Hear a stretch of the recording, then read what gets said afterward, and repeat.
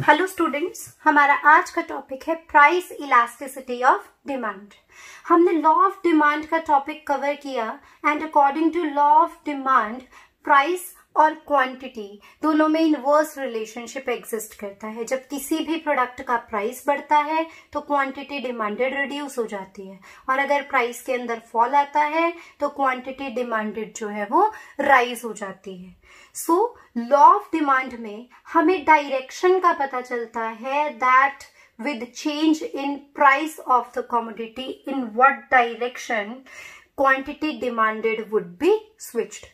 लेकिन अगर हम कहें कि इस कॉन्सेप्ट को हम क्वांटिटेटिव टर्म्स में एक्सप्रेस कर सके तो नहीं कर पाएंगे, क्योंकि लॉ ऑफ डिमांड सिर्फ क्वालिटेटिव कॉन्सेप्ट ही है। So for measuring responsiveness of one variable to the other हम इलास्टिसिटी के कॉन्सेप्ट को अडॉप्ट करते हैं। इलास्टिसिटी क्या होती है?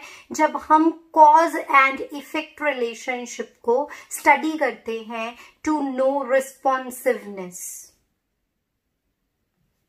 इलास्टिसिटी की जो मेजरमेंट है वो होती है effect divided by cause. How much percent effect has been changed due to a cause। So elasticity responsiveness को आंसर करती है from one variable to the other।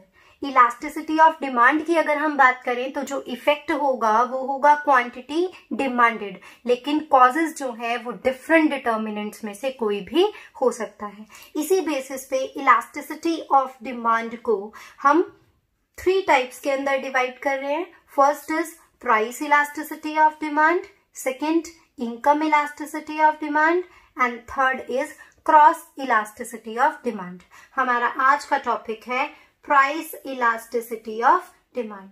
Price elasticity of demand is a measure of responsiveness of quantity demanded due to change on price of the commodity, other things being equal। और अगर elasticity measurement की हम बात करें तो effect divided by cause, यानी कि percentage change in quantity demanded divided by percentage change in price. Suppose due to fall in price by 10%, price के अंदर 10% का फॉल आया है, जिसकी वजह से there is extension of demand by 20%।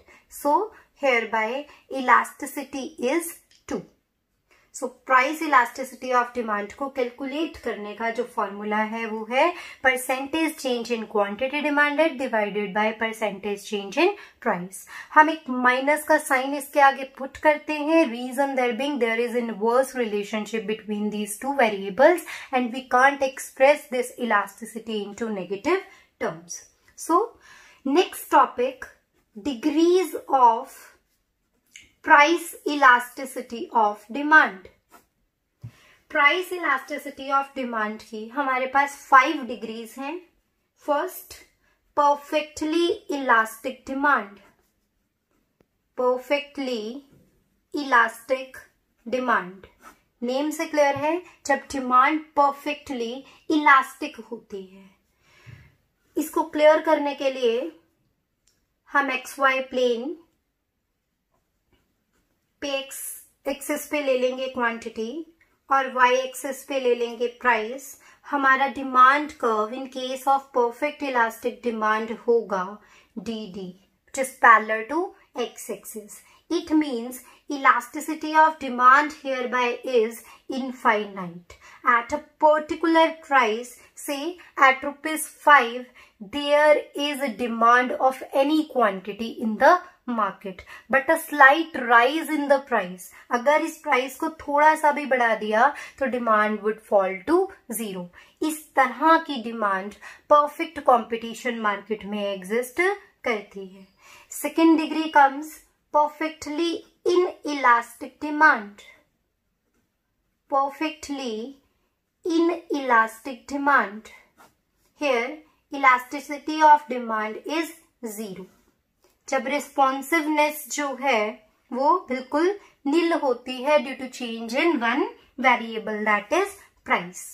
Here TD is the demand curve which is parallel to y-axis. It depicts elasticity of demand hereby is 0. It means when price of the commodity is 2, we want 10 units of that commodity. If price rises to 4, again requirement is 10 units, and if price rises to 6, again the requirement is same. So demand is totally inelastic. So ED is equal to 0. Third degree, unitary elastic demand, where elasticity of demand is equal to 1. Diagrammatically इसको plot कर लेते हैं. At P price, Q units of a commodity is demanded. If price falls by 10%, then equivalent there would be increase in quantity demanded. If price falls to that quantum, then quantity would get raised equivalent to the area. So this is elasticity of demand at unitary level. Next comes greater than unitary elastic demand.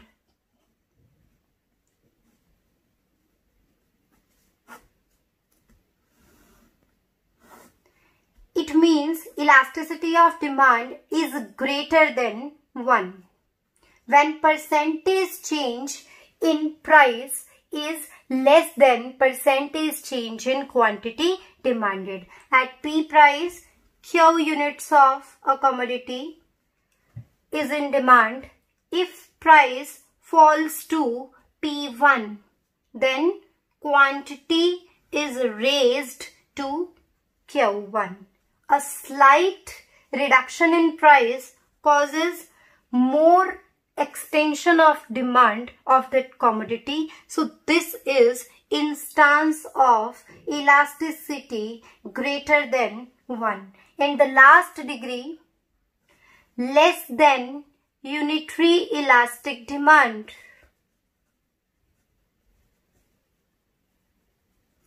Here elasticity of demand is less than 1.